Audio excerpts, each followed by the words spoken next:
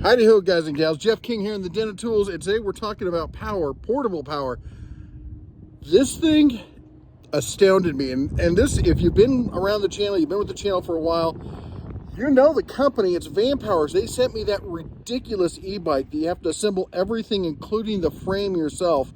And if you saw the review, you'd know what I thought about that, and I was very clear about it. So, you know, the company just sending me tools or what bikes or whatever isn't going to get them some sort of fake review. So they said, hey, we got this new power station. We'll think you'll be impressed. I'm like, you didn't learn your lesson the first time, did you?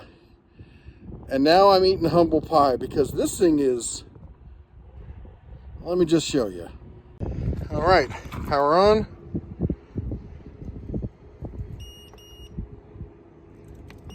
There we go. We got 90%. Look at all this. 100 watts, 20 watts. Barrel outputs, not the most amazing thing. Here's our inputs over here. Look at that. We got wheels. Better than that, we got an extending handle, which means what? It can roll. And check this out. This is smart. There's a reason these all point in a different direction. Can you figure it out? Do I need to explain it to you? Should be pretty obvious. There's our DC. There's nothing much on the back. All right, now back here, underneath, this is weird. We got underglow, and that is RGB. So we could change the color and all stuff through the app. We'll play around with that in a minute. So let's talk about AC. All right, AC is on. Let's really test this thing. Can your power supply power a 27-gallon generator? We're gonna see if mine can. Let's see here. Gotta make sure I orient it correctly. Plug it in. Let's come over here.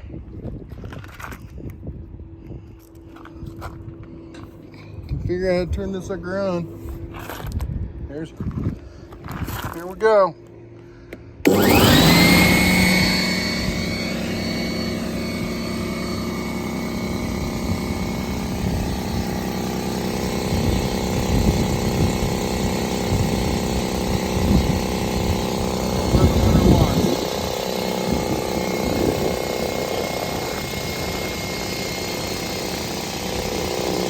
That's insane.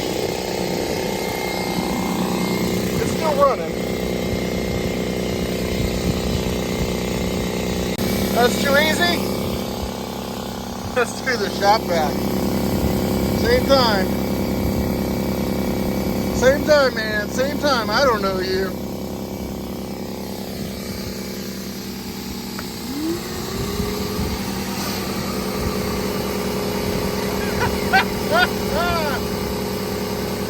Very nice.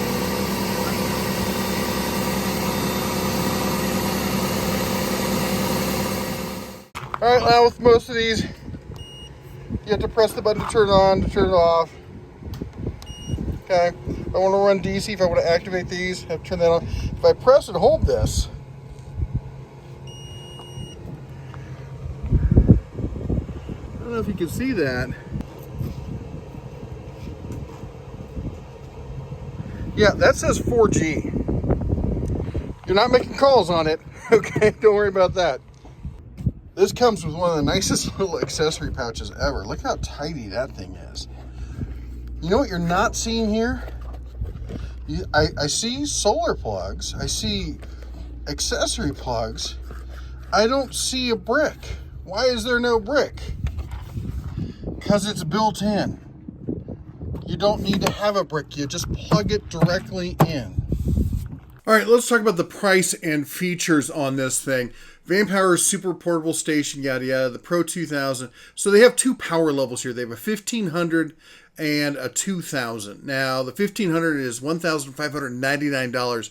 The 2000 right now is on sale for $100 more. Even at $17.99, unless you're on a super tight budget, you just can't make that extra leap, and I get it. But at $100 more, I don't know why you wouldn't go with the 2000 over the 1500 on this. But that said, let's take a look at, as I said, it's a nice tidy little package, Very sleek. It looks really finished, which is odd compared to the bike that they sent us before. And we showed you the different sides. Of course, the plugs, they're oriented like that. So if you have big, wall warts on them that make it hard to fit, you can orient it in different directions so they're all not conflicting. I've seen other ones that are similar to this style that have them all facing the same direction. And it's like, well, I can only use like a third of these now. On the other side, we see the input for the solar. We see the input for the power. There's a grounding cable. Often you don't see those on these electric power banks. That's nice to see here. Let's see, what else do we got here? The wheel. Why are they not all doing this? These things weigh a ton. They're not, okay, you can pick them up and lug them, but that's just it. They're luggable. Why not make them so they all wheel around? Even with generators, I think that's something a lot of gas generator companies are missing out on, is this kind of form factor here. And then the accessories it comes with: AC cable. Of course, there's no power brick because it doesn't need one. The accessory pouch, very nice. The solar cable connector, the car charger, and it's got these USB-C to USB-A adapters. And the reason for that is that if you notice on the front, those are all USB-C. There is no standard USB-A. I get it, all the hip kids have USB-C on both ends of their cable. All my USB-C cables have USB-A on the end that plugs into a charger, so that's kind of important to see there. All right, let's jump through and see what else we got here. So they compare it to the Jackery, the Blue Eddy, the Goal Zero, and the EcoFlow. And I'll say that this is the big four. They're really showing like, hey, this is who we're aiming to be. We're aiming to be part of that top tier. And if you've been around the channel, I'm not a huge fan of Jackery. I think they're a little overpriced for what you get. And if you look on this price sheet here, you kind of see that again. I think the top two have always been, well, Goal Zero kind of started this whole, this industry, if you would, this high-end portable battery bank industry, but they got surpassed by both Blue Eddy and EcoFlow, who are considered to be the top two in the industry. And then we have Vanpowers saying, hey, I want to be part of this. And if we look at it, well, the three of the top four here have NMC batteries. I'm more of a NMC LG. That's the LifePo battery. And guess who else has that? The Vanpowers has that. I think that's a better battery here. Capacity, we can look at the capacity there. You can see what we're dealing with. Cycle life. And that's really where this comes into play, why the LifePo batteries are important. Look at that. The NMC batteries, 500, 500, 800, whereas the LifePo batteries are 6,000 to 3,000, 2,500 to 3,500. There's a big difference there. Let's see here, AC outlets, wall outlets, solar input. You can read all the other GPS. That is, we'll talk about that in a minute. All right, let's keep going here. It'll charge to 75% in 1 hour. Now that's pretty awesome, and a lot of a good battery tech can do that. The real problem with battery tech isn't fast charging. It's fast charging that last 20%. Think of it like an air compressor. It's like easy to fill up most of it. It's getting those last bits in that it's kind of hard. 14 outputs. 1,440 watt hour jumbo capacity, 7 ways to recharge. That's a bit much. They go overboard there. They're like, you could charge it from a generator. You could charge it from your EV. You could charge it from the sun. Okay, we get it. That's at some point you're just making things up. Up to 1,800 watts of solar input. That's important. If you really want to shove energy into this and you've got the solar cells to do it, being able to do that is important. 3,000 watt equivalent performance. That means they're saying basically this will do the same kind of output of a gas generator running at 3,000 watts.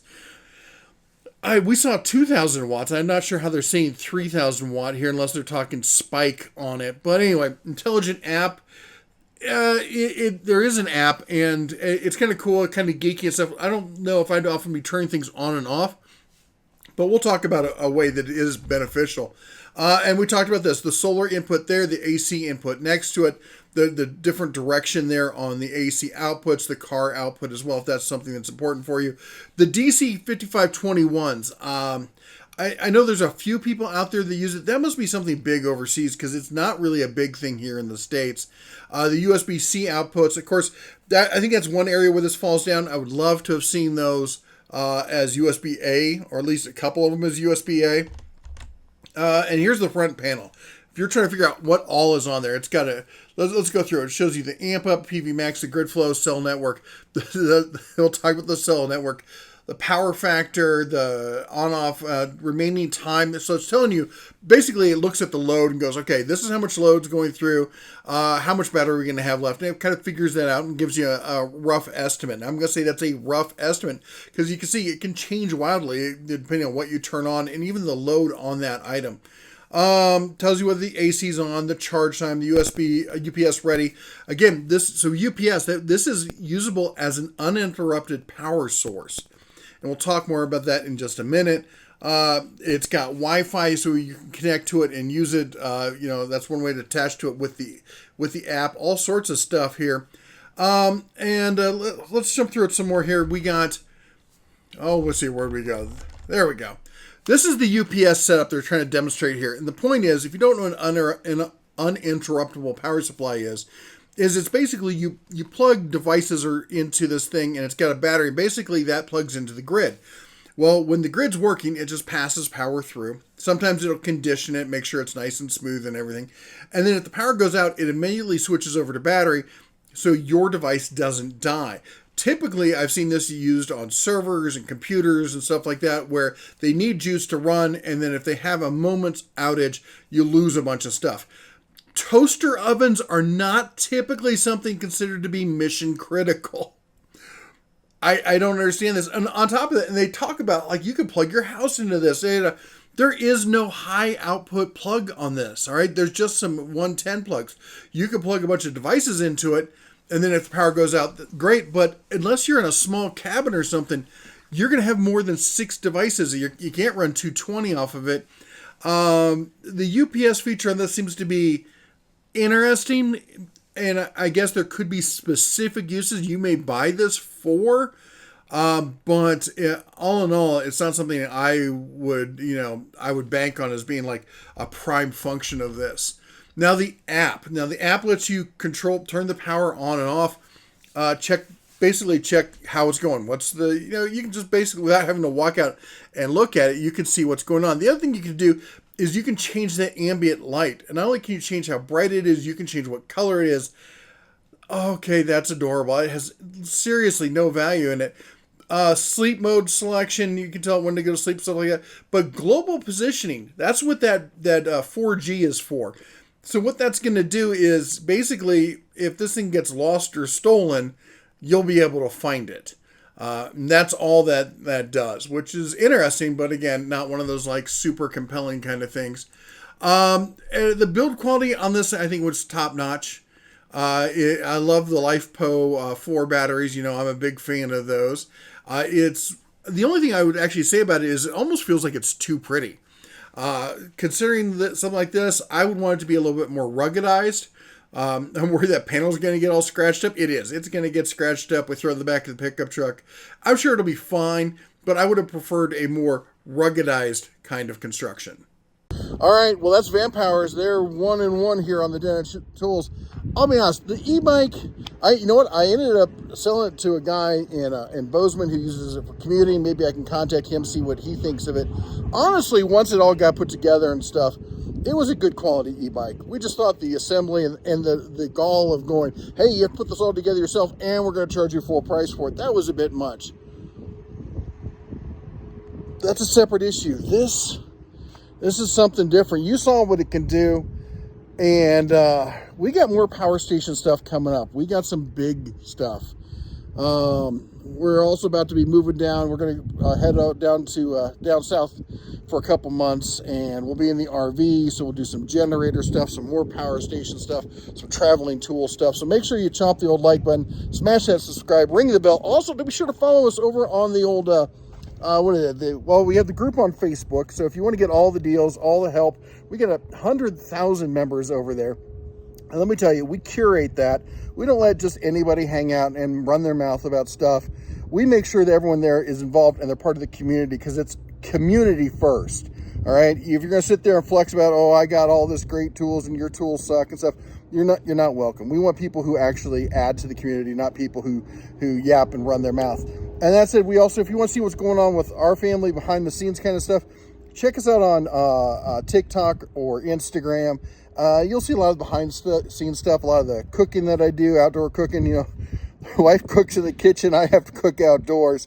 We're gonna have some hunting stuff. The season's upon us.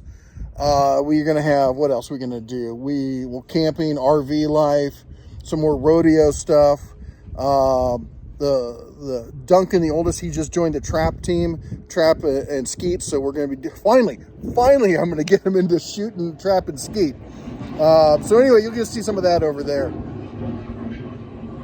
A little noisy around here. Anyway, you all take care. God bless, and as always, shine on.